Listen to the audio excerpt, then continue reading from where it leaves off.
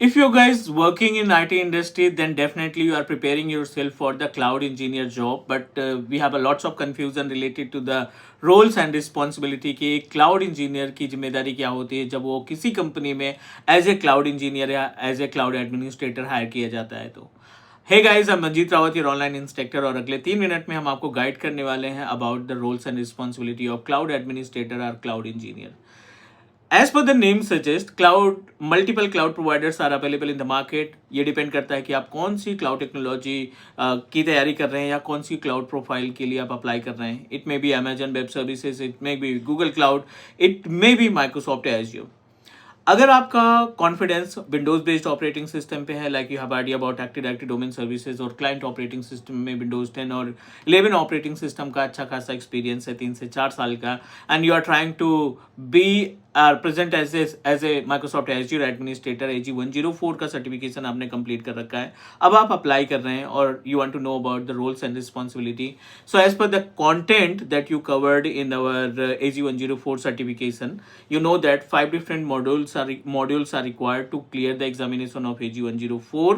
Like first is related to the Active Directory domain services and Microsoft Intra Admin Center.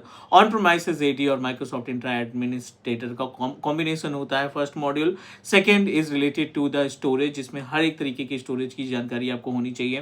Third is VNet, और you can say that number of network components involve in third module. Fourth modules होता है आपका related to the compute services, and the last one is backup and restore. जिम्मेदारी होती है, अगर हम बात करें रोल्स एंड रिस्पॉन्सिबिलिटी की एक एज्योर एडमिनिस्ट्रेटर की, so we are responsible to take care the networking part. आपको VPN, VNet, site to point VPN, how we can configure VNet pairing, how to manage DNS, how to perform the hosting activity, how to configure SSL, and also you need to know about how to activate the SSL certificate.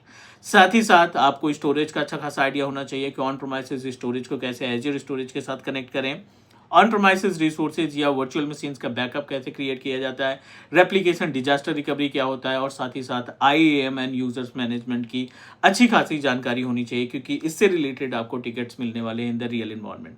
साथ ही साथ cost optimization, as a administrator we are responsible to take care the cost activity कि कौन सी service का कितना charge पड़ रहा है, मंथली जो इनवॉइस जनरेट हो रहे हैं उसमें कौन कौन सी सर्विसेज हैं जिनका पेमेंट आप प्रोवाइड दे रहे हैं, and how we can optimize the cost कि जिस मेथड के थ्रू कम से कम पेमेंट दे करके हम अपने रिसोर्सेज या सर्विसेज को इम्प्लीमेंट कर सकें।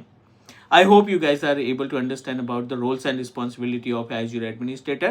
ऐसे more content के लिए do subscribe here on Teach Me Cloud YouTube channel.